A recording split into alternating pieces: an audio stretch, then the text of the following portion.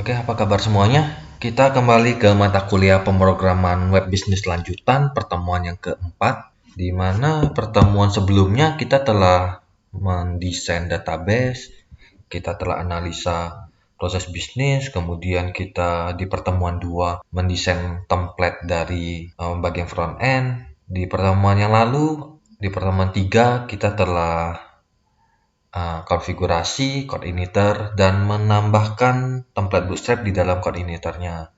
Nah, di pertemuan yang keempat ini, sebelum kita masuk ke bagian kontennya atau mengisi konten dari web, kita harus belajar dulu konsep dari CI tersebut. Konsepnya yaitu MVC, yaitu ada 3 bagian, model, view, dan controller. Jadi, kalau kita menggunakan framework, jadi ada bagian-bagiannya.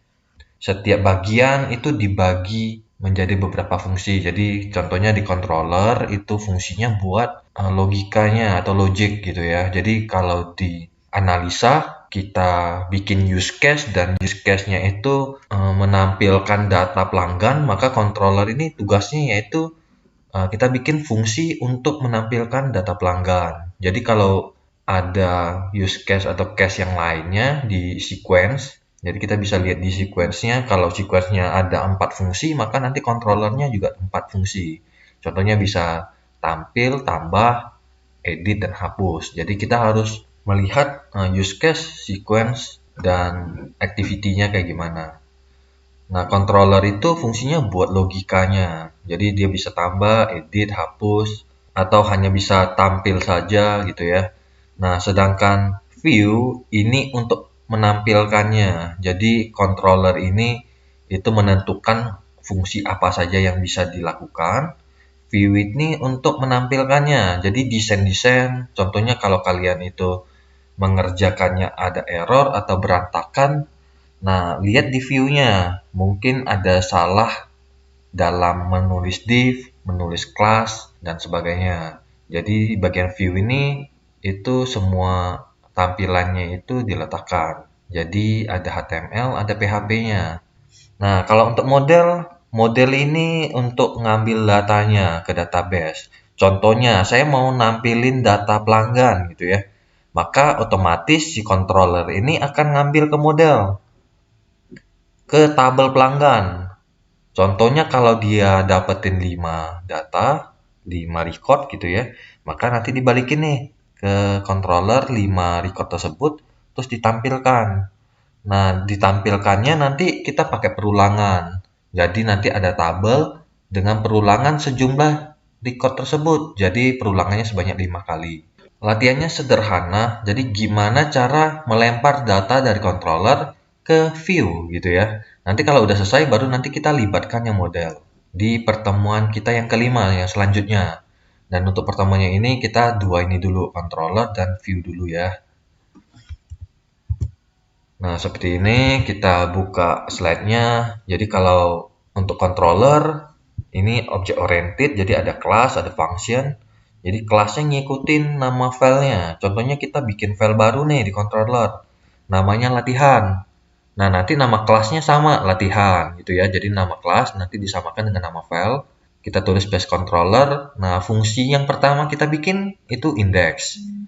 Jadi fungsi yang pertama kita bikin itu fungsi index. Jadi nanti kita tinggal tulis nama kelasnya tanpa perlu nulis functionnya. Dia otomatis langsung ke function index. Apa yang dilakukan di sini? Kita hanya manggil view di mana nama foldernya latihan, nama filenya latihan view. Nanti di latihan view kita menampilkan teks latihan menggunakan controller dan view. Nah, kita lihat cara kerjanya gimana. Coba kita buka controllernya kita di Sublime. Di sini nanti kita buka app, kita buka controllernya. Nah, klik kanan di controller, new file. Kita simpan, file save. Kasih nama latihan, L-nya besar, titik PHP. Seperti itu ya. Jadi kita save. Nah, yang perlu kalian tulis itu nama kelasnya, nanti public functionnya index, nanti kita return view-nya ada di mana. Kita tulis saja nama foldernya latihan, nama filenya latihan underscore view. Nah, ini kalian kerjakan Saya skip. Nah, setelah kalian selesai kerjakan, di sini controller ya. Nah, sekarang kita ke bagian view. Di bagian view, kita bikin folder baru. Kita klik kanan di view, new folder. Saya kasih nama latihan sesuai dengan yang ada di controller, namanya latihan, nama foldernya. Kemudian, nama filenya latihan view. Jadi klik kanan di latihan, new file. Saya kasih nama latihan underscore view. Kalau untuk yang di view, L yang kecil nggak apa-apa. Save. Kayak gitu ya. Jadi sekarang kita ada folder latihan, nama filenya latihan view. Yang kita tulis di sini menampilkan latihan menggunakan controller dan view. Nah, sampai di sini udah selesai nih.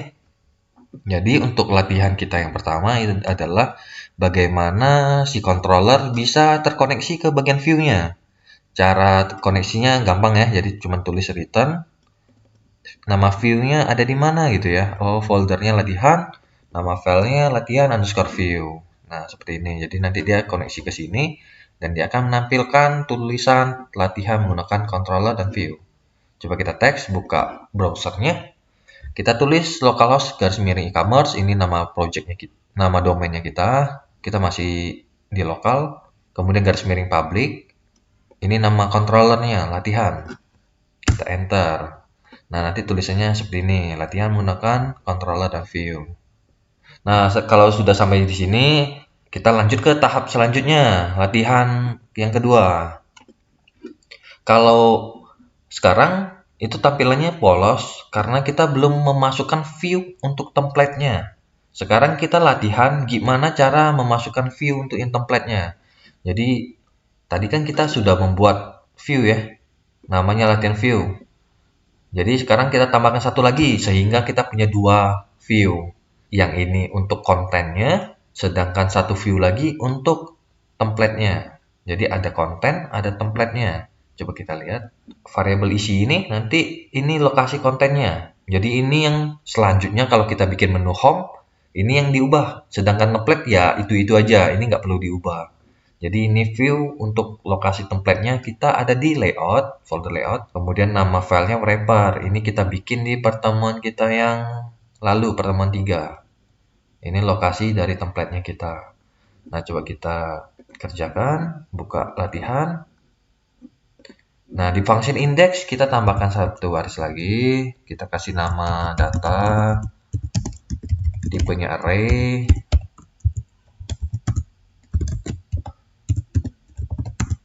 Di mana data ini berisi data juga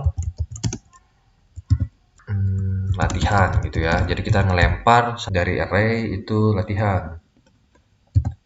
Isinya ini lokasi dari view untuk kontennya yang tadi kita bikin, latihan underscore view. Sedangkan yang return view ini kita ngeload template-nya. Template-nya ada di layout, nama filenya wrapper. Kalau kalian lihat di sini layout ini wrapper-nya ini template-nya kita. Nah, kita simpan. Coba kita buka latihan, view. Ini kan kita lempar ya, data ya. Kita terima nih. Ini saya hapus. Kita sedang.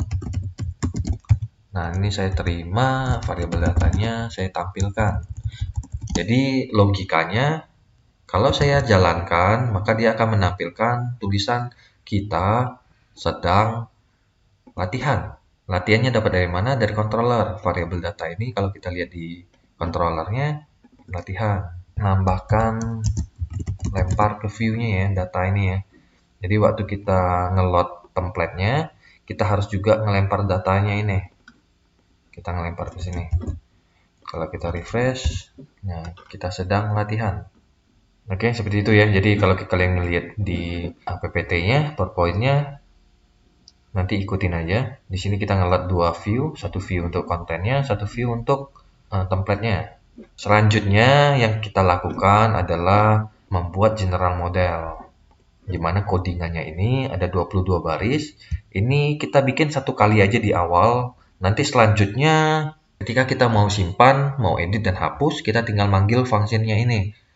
Oke, jadi kita bikin file baru di model, klik kanan, di model, klik kanan, new file, kasih nama general underscore model titik php, gitu ya, kita simpan. Tulisannya atau codingannya itu 21 baris ini atau 22 baris. Itu kalian jangan sampai salah. Nanti ada table dan data, ada table, where dan data. Kalau delete table dan where untuk parameternya. Jadi ada yang 2 parameter, ada yang 3 parameter di sini. Jangan sampai salah penulisannya. Oke, demikianlah pertemuan 4. Kita lanjut di pertemuan selanjutnya ya.